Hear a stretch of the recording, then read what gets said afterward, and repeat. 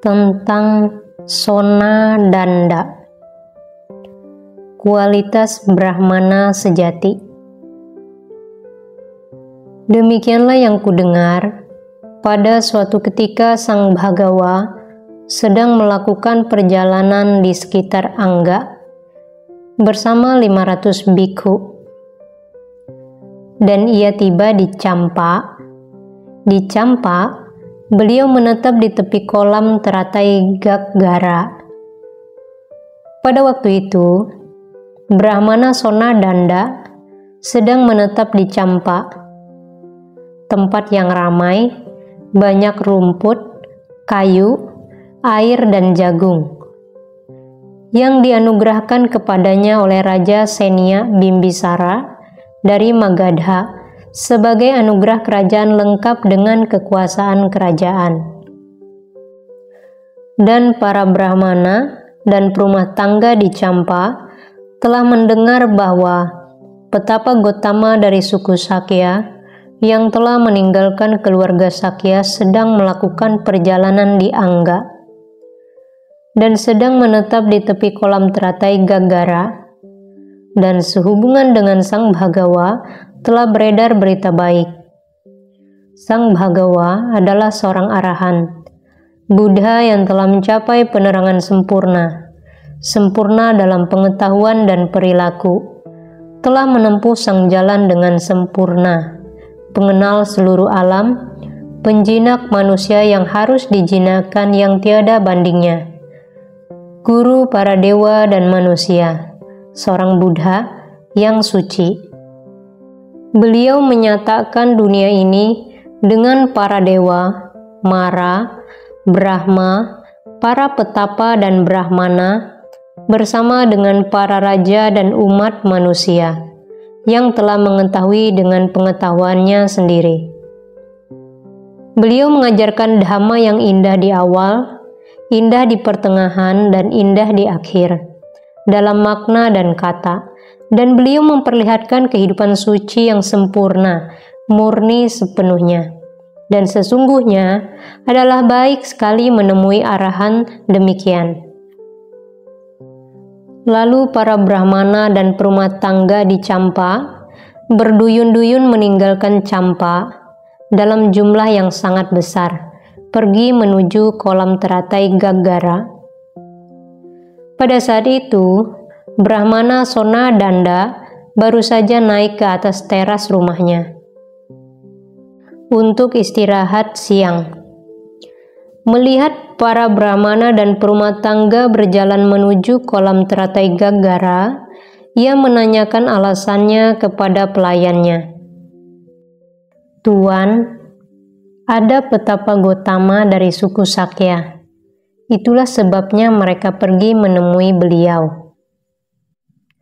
"Baiklah pelayan, datangilah para Brahmana dan perumah tangga dari Campa itu dan katakan kepada mereka, 'Mohon tunggu, tuan-tuan, Brahmana Sona Danda akan turut menemui petapa Gotama.'"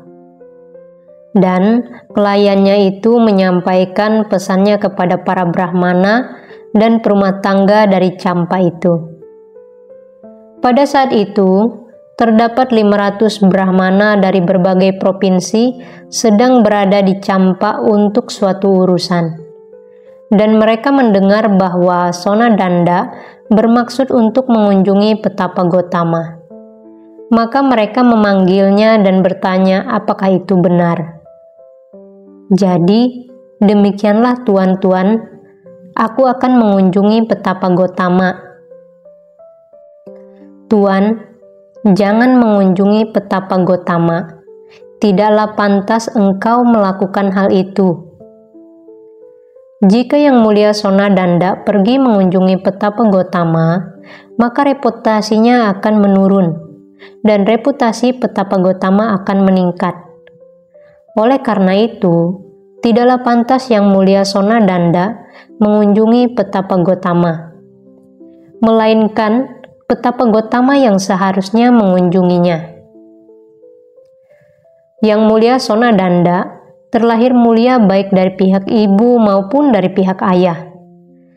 keturunan murni hingga 7 generasi, tidak terputus, kelahiran yang tidak tercela, dan karena itu seharusnya tidak mengunjungi Pertapa Gotama, melainkan Petapa Gotama yang seharusnya mengunjunginya. Yang mulia Sonadanda memiliki harta kekayaan yang banyak. Yang mulia Sonadanda adalah seorang terpelajar, ahli dalam mantra-mantra, sempurna dalam 3 Weda, pembabar yang terampil dalam hal aturan-aturan dan ritual-ritual, ahli suara-suara dan makna-makna, dan kelima, tradisi oral, seorang penyeramah, sangat terampil dalam filosofi alam dan tanda-tanda manusia luar biasa. Yang mulia Sonadanda tampan, menarik, menyenangkan, memiliki kulit yang indah, dalam bentuk dan penampilan menyerupai Brahma. Tidak ada bagian yang berpenampilan rendah. Ia seorang yang berbudi, moralitasnya meningkat, memiliki moralitas yang meningkat. Ia tepat dan jernih, berbicara langsung pada pokoknya. Ia adalah guru dari para guru dari banyak orang, mengajarkan mantra kepada 300 pemuda, dan banyak anak muda dari berbagai wilayah berharap mempelajari mantra darinya, ingin mempelajari darinya. Ia berusia lanjut, tua, terhormat, matang dalam usia, jauh melampaui masa mudanya. Sedangkan Pertapa Gotama hanyalah seorang pemuda dan baru saja meninggalkan keduniawian menjadi seorang pengembara. Yang mulia Sonadanda terhormat, dianggap penting, dimuliakan, dipuja, disembah oleh Raja Senia Bimbisara dan oleh Brahmana Pokharasati. Ia menetap di Campa, tempat yang ramai, banyak rumput, kayu, air dan jagung yang dianugerahkan kepadanya oleh Raja Senia Bimbisara dari Magadha sebagai anugerah kerajaan dan lengkap dengan kekuasaan kerajaan. Oleh karena itu, tidaklah pantas bahwa ia mengunjungi Petapa Gotama, melainkan sebaliknya, Petapa Gotama yang seharusnya mengunjunginya. Mendengar kata-kata ini, Sonadanda menjawab, "Sekarang dengarkan tuan-tuan, alasan mengapa kita pantas mengunjungi Petapa Gotama dan mengapa beliau tidak pantas mengunjungi kita. Petapa Gotama terlahir mulia dari kedua pihak, keturunan murni hingga 7 generasi, tanpa terputus, kelahiran yang tidak tercela." Seperti paragraf 5. Oleh karena itu, kita pantas mengunjungi beliau. Ia pergi meninggalkan keduniawian, meninggalkan sanak saudaranya. Sesungguhnya ia melepaskan banyak sekali emas dan kekayaan lainnya, baik yang tersimpan maupun yang tidak tersimpan. Petapa Gotama, sewaktu muda, seorang pemuda berambut hitam, dalam masa mudanya, dalam tahap pertama kehidupannya, pergi meninggalkan kehidupan rumah tangga menuju kehidupan tanpa rumah. Meninggalkan orang tuanya yang bersedih, menangis dengan wajah dinodai air mata, setelah mencukur rambut dan janggutnya dan mengenakan jubah kuning, ia menjalani kehidupan tanpa rumah. Ia tampan, berbudi, berbicara baik, guru dari para guru dari banyak orang. Ia telah meninggalkan kenikmatan indria dan menaklukkan kesombongan. Ia mengajarkan perbuatan dan akibat perbuatan, menghormati kehidupan Brahmana yang tanpa cela. Ia adalah seorang pengembara yang berkelahiran mulia dari seorang keluarga Khattiya pemimpin. Ia adalah seorang pengembara yang berasal dari keluarga kaya yang memiliki banyak harta kekayaan. Orang-orang datang untuk berdiskusi dengannya dari kerajaan-kerajaan dan wilayah-wilayah asing. Beribu-ribu dewa telah menerima perlindungan dari beliau. Berita baik ini telah beredar tentang beliau. Sang Bhagawa adalah seorang arahan, seorang Buddha yang telah mencapai penerangan sempurna dalam pengetahuan dan perilaku. Seperti paragraf 2, ia memiliki 32 tanda manusia luar biasa. Beliau menyenangkan, kata-katanya baik, ramah, hangat, ucapannya jernih dan spontan. Ia dilayani oleh 4 kelompok, dihormati, dihargai dan dipuja oleh mereka. Banyak dewa dan manusia mengabdi padanya. Kapan saja ia menetap di suatu kota atau desa, tempat itu tidak akan diganggu oleh makhluk-makhluk bukan manusia. Ia memiliki sekelompok banyak sekali pengikut. Beliau adalah guru dari banyak orang. Beliau dimintakan pendapatnya oleh berbagai pemimpin sekte. Itu bukanlah cara petapa Gotama mendapatkan reputasinya, seperti halnya beberapa petapa dan brahmana. Mengenai kepada siapa ini atau itu diberitakan. Kemasyhuran petapa Gotama didasarkan pada pencapaian kebijaksanaan dan perilaku yang tanpa tandingan. Sesungguhnya, Raja Senia Bimbisara dari Magadha telah menyatakan berlindung kepadanya bersama putranya, istrinya, para pengikutnya, dan para menterinya. Demikian pula Raja Pasenadi dari Kosala dan Brahmana Pokharasati. Ia dihormati, dimuliakan, dihargai dan dipuja oleh mereka. Petapa Gotama telah tiba di Champa dan sedang menetap di tepi kolam teratai Gaggara.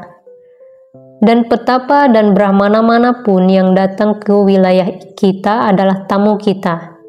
Dan kita harus menghormati, memuliakan, menghargai dan memuja tamu. Setelah datang ke kolam teratai Gaggara, petapa Gotama adalah tamu dan harus diperlakukan sebagai tamu. Oleh karena itu, tidaklah pantas jika beliau mengunjungi kita, melainkan sebaliknya, kita yang harus mengunjungi beliau. Betapapun banyaknya aku memuji petapa Gotama, pujian itu tidaklah cukup. Beliau melampaui semua pujian.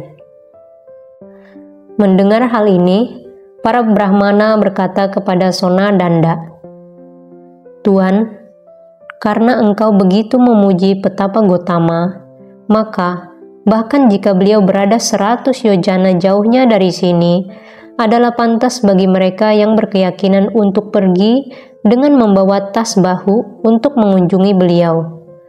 Marilah kita semua pergi mengunjungi petapa Gotama." Dan demikianlah Sonadanda pergi bersama sejumlah besar brahmana menuju kolam teratai Gaggara. Tetapi ketika Sonadanda telah melewati hutan belantara, ia berpikir, "Jika aku mengajukan pertanyaan kepada petapa Gotama, ia mungkin berkata, 'Itu, brahmana, bukanlah pertanyaan yang layak. Sama sekali bukan pertanyaan yang layak.' Dan kemudian teman-temanku akan merendahkan aku dengan mengatakan, 'Sonadanda adalah seorang yang bodoh. Ia tidak mengerti. Ia tidak mampu mengajukan pertanyaan yang layak kepada petapa Gotama.' Dan jika seseorang direndahkan oleh teman-temannya, reputasinya akan rusak, dan kemudian pendapatannya juga akan rusak. Karena pendapatan kami bergantung pada reputasi. Atau jika petapa Gotama mengajukan pertanyaan kepadaku, jawabanku mungkin tidak memuaskan beliau, dan beliau akan berkata, 'Itu bukan cara yang benar dalam menjawab pertanyaan ini.' Dan kemudian teman-temanku akan merendahkan aku. Dan jika setelah sampai di hadapan petapa Gotama, aku berbalik tanpa memperlihatkan diriku, teman-temanku akan merendahkan aku." Kemudian Sonadanda mendekati Sang Bhagawa, saling bertukar sapa dengan beliau, dan duduk di satu sisi. Beberapa brahmana dan perumah tangga bersujud kepada Sang Bhagawa.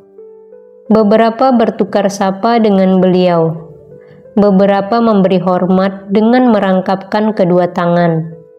Beberapa menyebutkan nama dan suku mereka, dan beberapa duduk di satu sisi berdiam diri.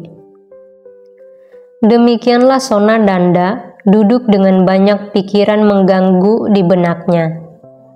Jika aku mengajukan pertanyaan kepada Petapa Gotama, ia mungkin berkata, "Itu, Brahmana, bukanlah pertanyaan yang layak." Seandainya saja Petapa Gotama mengajukan pertanyaan yang kukuasai, yaitu 3 Weda, maka aku akan dapat memberikan jawaban yang akan memuaskannya. Dan Sang Bhagawa membaca pikirannya, berpikir, Sona Danda ini gelisah. Baiklah, aku akan mengajukan pertanyaan dari keahliannya sebagai guru dari 3 Weda. Maka beliau berkata kepada Sona Danda, dengan berapa kualitaskah seorang Brahmana mengenali Brahmana lainnya? Bagaimanakah seseorang menyatakan dengan jujur dan tidak berbohong, aku adalah Brahmana? Kemudian Sona Danda berpikir, sekarang apa yang kuinginkan, kuharapkan, nantikan telah terjadi. Sekarang aku dapat memberikan jawaban yang akan memuaskan beliau. Sambil menegakkan badannya dan melihat ke sekeliling, ia berkata, Yang Mulia Gotama, ada 5 kualitas demikian. Apakah itu? Seorang Brahmana terlahir mulia baik dari pihak ibu maupun dari pihak ayah. Keturunan murni hingga 7 generasi. Ia adalah seorang terpelajar yang ahli dalam mantra-mantra. Ia tampan, menyenangkan, berbudi, terpelajar dan bijaksana, dan adalah yang pertama atau kedua memegang sendok pengorbanan. Ini adalah 5 kualitas Brahmana sejati. Tetapi jika 1 dari 5 ini diabaikan, tidak dapatkah ia diakui sebagai seorang Brahmana sejati dengan memiliki 4 dari kualitas-kualitas ini?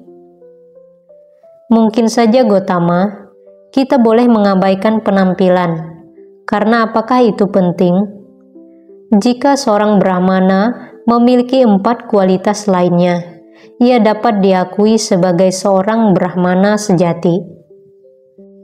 Tetapi, tidak dapatkah 1 dari 4 kualitas ini diabaikan, menyisakan 3 di mana seseorang dapat diakui sebagai seorang Brahmana sejati? Mungkin saja Gotama, kita boleh mengabaikan mantra-mantra, karena apakah itu penting? Jika seorang Brahmana memiliki 3 kualitas lainnya, ia dapat diakui sebagai seorang Brahmana sejati. Tetapi tidak dapatkah 1 dari 3 kualitas ini diabaikan?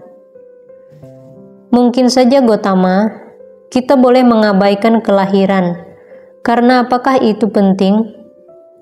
Jika seorang Brahmana berbudi, moralitasnya meningkat, dan jika ia terpelajar dan bijaksana, dan ia adalah yang pertama atau kedua memegang sendok pengorbanan, maka ia dapat diakui sebagai seorang Brahmana sejati dengan jujur mengatakan demikian. Mendengar kata-kata ini, para Brahmana berkata kepada Sona Danda, "Jangan katakan hal itu, Sona Danda, jangan katakan hal itu." Jika Sona Danda mencela penampilan, mantra-mantra, dan kelahiran, ia sebenarnya meniru ucapan Petapa Gotama.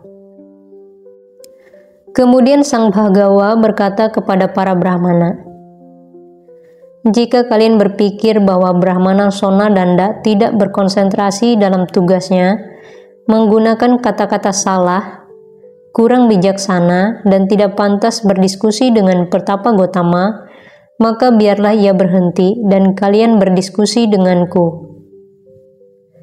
Tetapi jika kalian berpikir bahwa ia terpelajar, berbicara dengan benar, bijaksana dan layak berdiskusi dengan petapa Gotama, maka kalian berhenti dan biarkan ia bicara." Kemudian Sona Danda berkata kepada Sang Bhagawa, "Biarlah Yang Mulia Gotama, dan tenanglah. Aku akan menjawab persoalan ini." Kepada para Brahmana ia berkata, "Jangan menganggap bahwa Yang Mulia Sona Danda mencela penampilan dan meniru ucapan petapa Gotama. Aku tidak mencela penampilan, mantra-mantra atau kelahiran." Pada saat itu, keponakan Sona Danda, seorang pemuda bernama Anggaka, sedang duduk dalam kumpulan itu, dan Sona Danda berkata, "Tuan-tuan, apakah kalian melihat keponakanku Anggaka?" "Ya, Tuan." Anggaka tampan, menarik, menyenangkan, memiliki kulit yang sangat indah, memiliki bentuk dan penampilan menyerupai Brahma. Tidak ada bagian yang berpenampilan rendah, dan tidak ada seorang pun dalam kumpulan ini yang dapat menyamainya kecuali petapa Gotama. Ia terpelajar. Aku adalah guru mantranya. Ia terlahir mulia dari kedua pihak. Aku mengenal orang tuanya.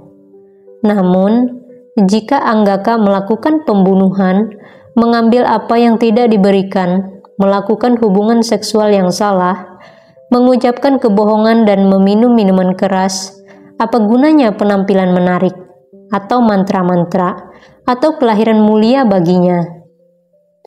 Tetapi jika karena seorang Brahmana berbudi, karena ia bijaksana, sehubungan dengan dua hal ini, ia dapat dengan jujur menyatakan, "Aku adalah seorang Brahmana." Tetapi Brahmana, jika seseorang mengabaikan salah satu dari dua itu, dapatkah ia dengan jujur menyatakan, "Aku adalah seorang Brahmana"? Tidak, Gotama, karena kebijaksanaan dimurnikan oleh moralitas, dan moralitas dimurnikan oleh kebijaksanaan. Jika yang satu ada, maka yang lain juga ada. Orang yang bermoral adalah orang yang bijaksana, dan orang yang bijaksana adalah orang yang bermoral. Dan kombinasi moralitas dan kebijaksanaan disebut yang tertinggi di dunia ini. Bagaikan satu tangan mencuci tangan lainnya, atau satu kaki mencuci kaki lainnya. Demikian pula kebijaksanaan memurnikan moralitas, dan kombinasi ini disebut yang tertinggi di dunia. Jadi demikian Brahmana. Kebijaksanaan dimurnikan oleh moralitas, dan moralitas dimurnikan oleh kebijaksanaan. Jika satu ada, maka yang lain juga ada. Orang yang bermoral adalah orang yang bijaksana, dan orang yang bijaksana adalah orang yang bermoral.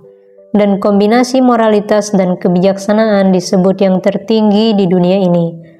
Tetapi Brahmana, apakah moralitas ini dan apakah kebijaksanaan ini? Kami hanya mengetahui sampai sejauh ini, Gotama. Baik sekali jika Yang Mulia Gotama menjelaskan makna dari hal ini. Maka dengarkanlah Brahmana, perhatikanlah dengan seksama, dan aku akan memberitahukan kepadamu. Baik, Yang Mulia, Sona Danda menjawab. Dan Sang Bhagawa berkata, Brahmana, seorang Tathagata muncul di dunia ini, seorang arahan, Buddha yang telah mencapai penerangan sempurna, sempurna dalam pengetahuan dan perilaku, telah menempuh sang jalan dengan sempurna, pengenal seluruh alam, penjinak manusia yang harus dijinakkan yang tiada bandingnya, guru para dewa dan manusia, yang tercerahkan dan yang suci. Beliau setelah mencapainya dengan pengetahuannya sendiri, menyatakan dunia ini dengan para dewa, Mara, Brahma, para raja dan umat manusia. Beliau membabarkan dhamma yang indah di awal, indah di pertengahan dan indah di akhir, dalam makna dan kata, dan memperlihatkan kehidupan suci yang sempurna, murni sepenuhnya. Seorang siswa pergi meninggalkan keduniawian dan mempraktikkan moralitas. Sutta 2 paragraf 41-63. Ia menjaga pintu-pintu indrianya dan seterusnya. Sutta 2 paragraf 64-74. Itu Brahmana adalah moralitas. Ia mencapai 4 jhana. Sutta 2 paragraf 75-82. Ia mencapai berbagai pandangan terang. Sutta 2 paragraf 83-95 dan lenyapnya kekotoran. Sutta 2 paragraf 97. Demikianlah ia mengembangkan kebijaksanaan itu. Brahmana adalah kebijaksanaan. Mendengar kata-kata ini, Sonadanda berkata, "Sungguh indah Bhargava, sungguh menakjubkan, bagaikan seseorang yang menegakkan apa yang terbalik, atau menunjukkan jalan bagi ia yang tersesat, atau menyalakan pelita di dalam gelap, sehingga mereka yang memiliki mata dapat melihat apa yang ada di sana. Demikian pula Sang Bhagawa telah membabarkan Dhamma dalam berbagai cara, dan aku berlindung kepada Sang Bhagawa, kepada Dhamma dan kepada Sangha. Semoga Yang Mulia Gotama menerimaku sebagai siswa awam yang telah menerima perlindungan sejak hari ini hingga akhir hidupku. Dan sudilah Yang Mulia Gotama dan para biku menerima makanan dariku besok." Sang Bhagawa menerimanya dengan berdiam diri. Kemudian Sonadanda mengetahui penerimaan itu. Bangkit, memberi hormat kepada Sang Bhagawa, berjalan dengan Sang Bhagawa di sisi kanannya dan pergi. Pagi harinya, ia menyiapkan makanan keras dan lunak di rumahnya, dan ketika persiapan selesai, ia mengumumkan, "Yang Mulia Gotama, waktunya telah tiba, makanan telah siap." Dan Sang Bhagawa setelah bangun pagi, pergi dengan membawa jubah dan mangkuknya dan disertai oleh para bhikkhu menuju kediaman Sonadanda dan duduk di tempat yang telah disediakan. Dan Sonadanda melayani Sang Buddha dan para bhikkhu dengan makanan-makanan terbaik dengan tangannya sendiri sampai mereka puas. Dan ketika Sang Bhagawa selesai makan dan menarik tangannya dari mangkuk, Sonadanda mengambil bangku kecil dan duduk di satu sisi. Kemudian ia berkata kepada Sang Bhagawa, "Yang Mulia Gotama, jika ketika aku mendatangi pertemuan itu, aku bangkit dan memberi hormat kepada Sang Bhagawa, teman-teman akan mencelaku, dan dengan demikian reputasiku akan rusak. Dan jika reputasi seseorang rusak, maka pendapatannya juga akan rusak. Maka jika pada pertemuan itu aku merangkapkan tanganku untuk menyapa, sudilah Yang Mulia Gotama menganggap aku telah bangkit dari dudukku. Dan jika saat memasuki pertemuan aku melepaskan turbanku, sudilah engkau menganggap aku telah bersujud di kakimu. Atau jika ketika mengendari keretaku aku turun dan memberi hormat kepada Sang Bhagawa, teman-temanku akan mencelaku.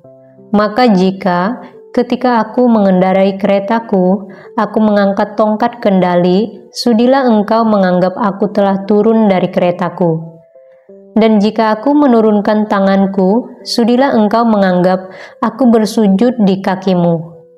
Kemudian Sang Bhagawa setelah memberikan nasihat kepada Sonadanda dalam suatu ceramah Dhamma, menginspirasinya, memicu semangatnya dan menggembirakannya, bangkit dari duduknya dan pergi.